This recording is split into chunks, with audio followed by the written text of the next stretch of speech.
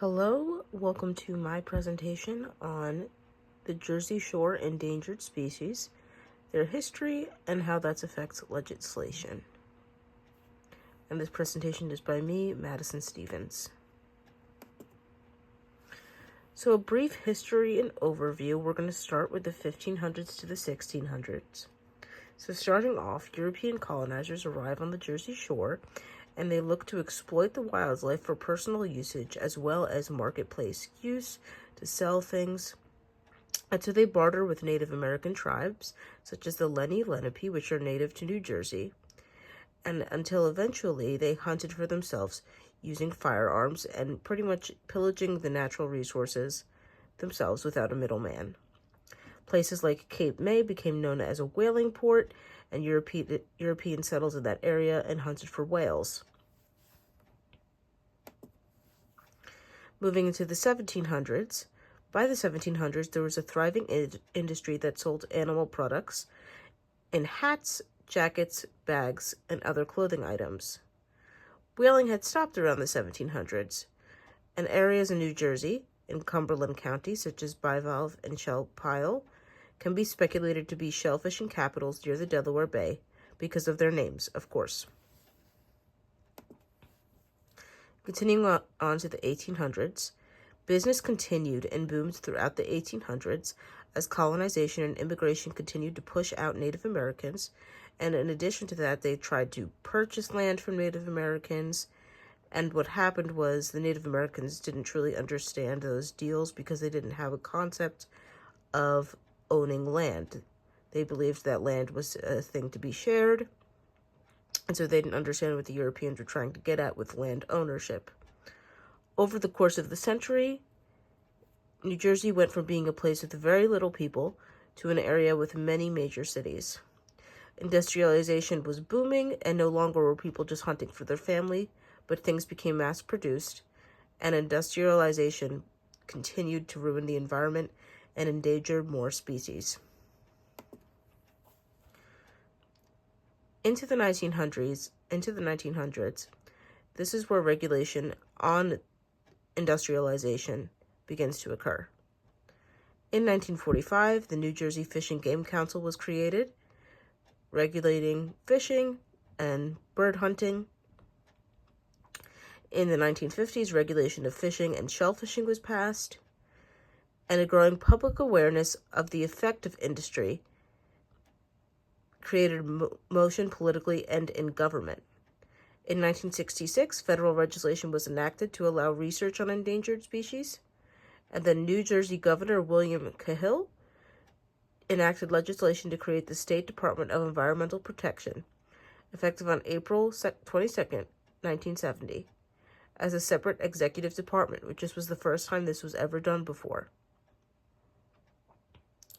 In 1973, the Endangered Species Act was passed. This prohibited endangered and threatened wildlife in New Jersey, and this was 2 weeks before the federal Endangered Species Act was passed. So they were passed within 2 weeks from each other. Some key players in this story are Governor William T. Cahill, who signed the 1973 Endangered Species Act into law. President Richard Nixon is also a key player in this story as he passed the federal Endangered Species Act two weeks after the New Jersey Act. Dr. Russell E. Train wrote the federal Endangered Species Act.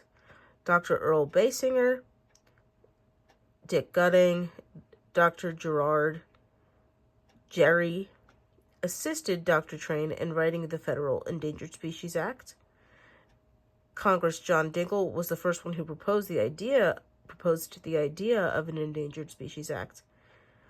And Congress passed the Federal Endangered Species Act themselves, so they, of course, are a key part of this story. Legal action. So we're going to specifically focus on the New Jersey Endangered Species Conservation Act of 1973, and then the Endangered and Non-Game Species Programs. The New Jersey Endangered Species Conservation Act of 1973 provides for identification, listing, and protection of endangered species and their habitats. The law was designed to prevent the extinction of vulnerable plant and animal species. The law uses development of recovery plans and strategically protects critical habitats. The Endangered and Non-Game Species Program. Their mission is to actively conserve New Jersey's biological diversity by maintaining and enhancing endangered, threatened, and non-game wildlife populations within healthy, functioning ecosystems. They managed all endangered or non-game forms of wildlife to ensure their continued participation in the ecosystem, and both were formed in 1973. Some relevant government statutes that we did not mention yet. Congress passed the Legal Act of 1900, which regulated commercial animal markets, and it also prohibited the sale of illegally killed animals between states. Then there was the Migratory Bird Conservation Act, the 1937 treaty prohibiting the hunt of right and gray whales, the bald and golden eagle protection of 1940, and then on October 15th, 1966, Congress passed the Endangered Species Preservation Act, and then that later became the Endangered Species Conservation Act of 1969. So here's some more facts for you. Congress passed the Endangered Species Preservation Act of 1966, and the act initiated a program to protect select species of native fish and wildlife. As a part of the Endangered Species Preservation Act, Congress authorized the Secretary of the Interior to acquire land that would further the conservation of these species. And then I just provided a brief definition of what the Department of the Interior is, which they protect the natural resources and land for the nation. The Endangered Species Conservation Act of 1969 amended the Endangered Species Preservation Act of 1966. This established a list of species in danger of worldwide extinction. The 1969 Act also protected mussels and crustaceans. Punishments for poaching or unlawful importation or sale of these species were also increased. The Endangered Species Preservation Act was repealed by the Endangered Species Act of 1973. In 1972, President Nixon called on the 93rd United States Congress to pass comprehensive endangered species legislation. The Endangered Species Act of 1973 was born, and this was signed by Nixon on December 28, 1973. Some other important info. So I've offered here a link to the current endangered species in our area. Some notable mentions include the bald eagle, both sea turtles and turtles that are on land, humpback whale, and a dolphin. And here are all the wonderful creatures that we have here at the Jersey Shore that are worth protecting and fighting for and passing legislation for. So my conclusion is that the endangerment problem became a larger, more prominent issue with the rise of the industrial age. The usage of raw materials and exploitation of natural goods was always an issue as colonizers came to America, but the effects became much more dramatic entering the 20th century. As public outcry increased, the government responded.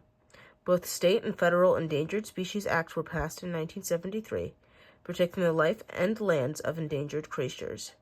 Some noticeable endangerment we see today is prevalent in creatures such as the bald eagle, the turtle, and the dolphin. And here are some of my sources, and thank you again for watching.